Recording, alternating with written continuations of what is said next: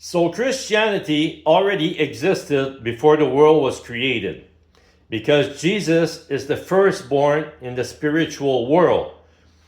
So he's the Son of God. So the first thing God created is Jesus. And together they created the universe. But let's forget about the spirit world, okay? And let's talk about when Jesus came on earth as a man. At that time, Christianity did not begin with Jesus. It began with John the Baptist preparing the way for Jesus, baptizing people. But the baptism here is not important. What's important is people confessing their sins publicly, okay? But since people are afraid to be judged, and people were judged and killed because of their confession, if you go to a church today, a Catholic church, you're going to confess in a closet. But it was not supposed to be like that in the beginning, okay? So if we're going to have a return of Christianity, we have to have a return of public confessions, okay? Or you're just an hypocrite. You're just a person walking with a mask on. So since I want to prepare the way, I had to do the first step. So I have a lot of things to confess, right? But the world is not prepared for this yet.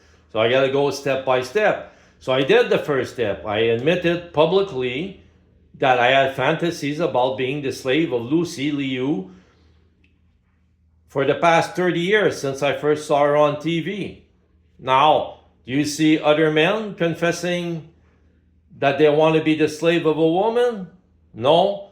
But if you go on your internet, if you go on Google and you start to dive in BDSM, femdom, and all that, right? You're going to see that people not only are they confessing it, but they are slaves in that world, in the underground, okay? But, like, it's underground. Like, people, they know they're going to be judged, right? So they're not going to say anything. But I did. And this is just the first step to a lot of things that I want to confess in the future. And hoping that I'm going to bring the return of Christianity where people are just going to say, yeah, man, like, yeah, I did this, What do you want? We're human. And sometimes we have to do things because we have to survive, right? And that's it.